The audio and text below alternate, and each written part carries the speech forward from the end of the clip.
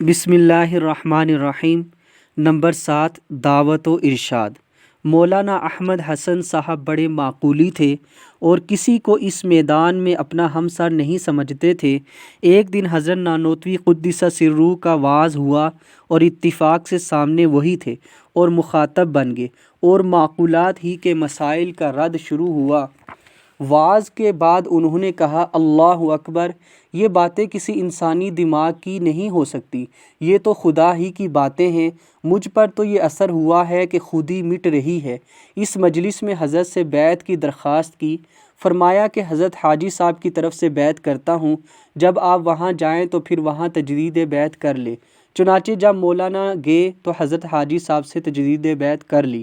حضرت مولانا نانوتوی قدس سرہ کا ایک وعظ سہارنپور میں ہوا، جس میں مولانا محمد مظہر نانوتوی بھی شریک تھے، اور ختم وعظ پر فرمانے لگے کہ بھلا ان کے ہوتے ہوئے کوئی واعظ واعظ کہہ کر کیا ایسی تیسی کھائے گا؟ یہ علوم کہاں سے لائے گا؟ یہ اثر کہاں سے آئے گا؟ مدرسہ دیوبند کے ایک سالانہ جلسے میں حضرت گنگوہی قدس سرہ کے وعظ کا واقعہ ملاحظہ ہو۔ جمعہ کی نماز کے بعد جامع مسجد میں حضرت گنگوہی قدس سرہ نے وعظ فرمایا۔ وعظ کیا تھا؟ وَإِنَّ مِنَ الْبَيَانِ لَسِحْرًا کا مصداق تھا، اور بیان کیا تھا؟ محبت الہی کا دریائے مواج اور کلزم متلاطم تھا، جس نے اس کنارے سے لے کر اس کنارے تک ہر صغیر و کبیر کی حالت کو دگرگوں کر دیا تھا۔ آپ حدیث کی کتاب ہاتھ میں لے کر ممبر پر بیٹھے اور کیف متفقہ اسے کھول کر جو حدیث نظر پڑی اس کو پڑھ کر ترجمہ فرمانے لگے۔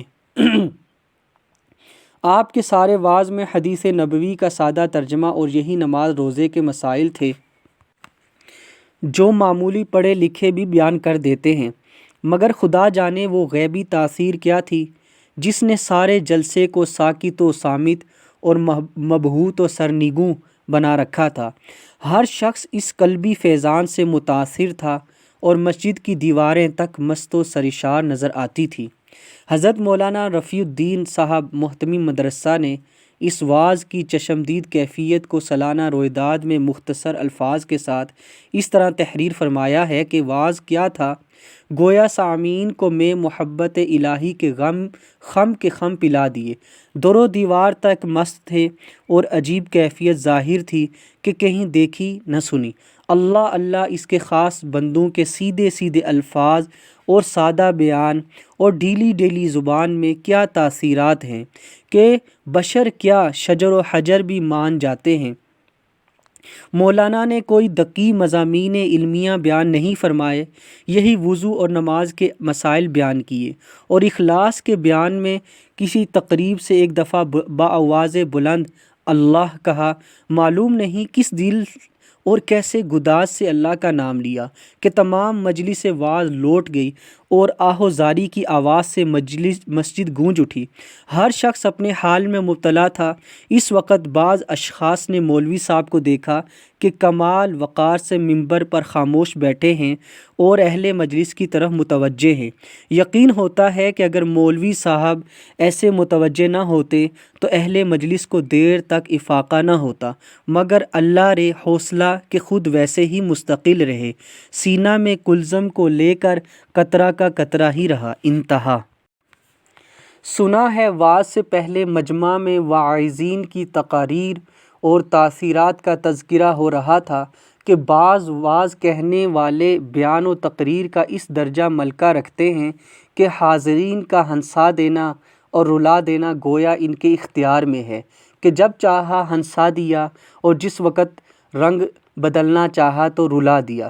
حضرت امام ربانی نے بھی گفتگو سنی اور بات ٹالنے کے لیے یوں ارشاد فرما کر خاموش ہو گئے تھے کہ ہاں، اللہ کے بندوں کے نزدیک یہ کوئی چیز نہیں گنی جاتی۔ رولانا اور ہنسانا بات ہی کیا ہے؟ اخلاص کے ساتھ اللہ کا نام بھی نکلے تو اس پر مخلوق رونے لگے۔ چنانچہ چند ہی ساعات کے بعد وعظ میں وہ مضمون جو علم الیقین تھا عین الیقین بن گیا۔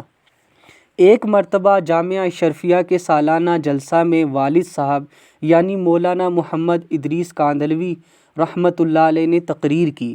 صدارت سید صاحب یعنی مولانا سلیمان ندوی کی تھی۔ سید صاحب نے پوری تقریر بڑے غور سے سنی اور بعد میں فرمایا، مولانا آپ کی تقریر مکمل تھی، مدلل تھی، مسلسل تھی۔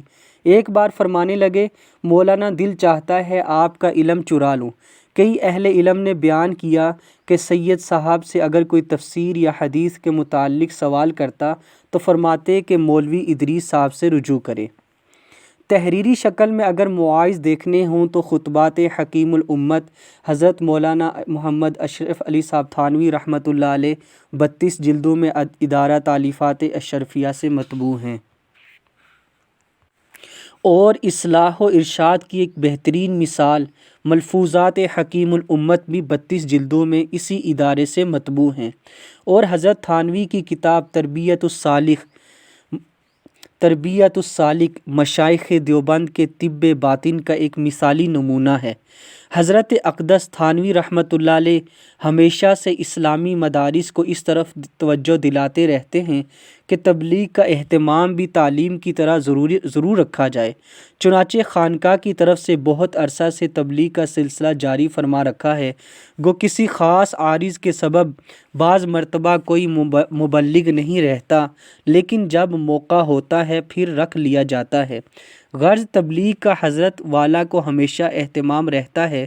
بسا اوقات فرمایا کرتے ہیں کہ تمام تعلیم و تعلم کا اصل مقصد تبلیغ ہی ہے۔ حضرات انبیاء کرام علیہم السلام کا یہی فرض منصبی ہے۔ اس کے بعد حضرت مولانا محمد الیاس رحمۃ اللہ علیہ کے تبلیغی قافلوں کی چلت پھرت اس دور میں دین کی عمومی دعوت کی ایک عمدہ مثال ہے، اور اس سے بھی مجموعی طور پر بہت اچھے اثرات مرتب ہوئے ہیں۔ حضرت فرماتے ہیں، ہماری اس تحریک کا اصل مقصد ہے مسلمانوں کو جمیع ما جاء بہ النبی صلی اللہ علیہ وسلم سکھانا، یعنی اسلام کے پورے علمی اور عملی نظام سے امت کو وابستہ کر دینا، یہ تو ہمارا مقصد ہے۔ رہی قافلوں کی چلت پھرت اور تبلیغی گشت، سو یہ اصل مقصد کے لیے ابتدائی ذریعہ ہے، اور کلمہ و نماز کی تلقین و تعلیم گویا ہمارے پورے نصاب کی الف ب ت ہے۔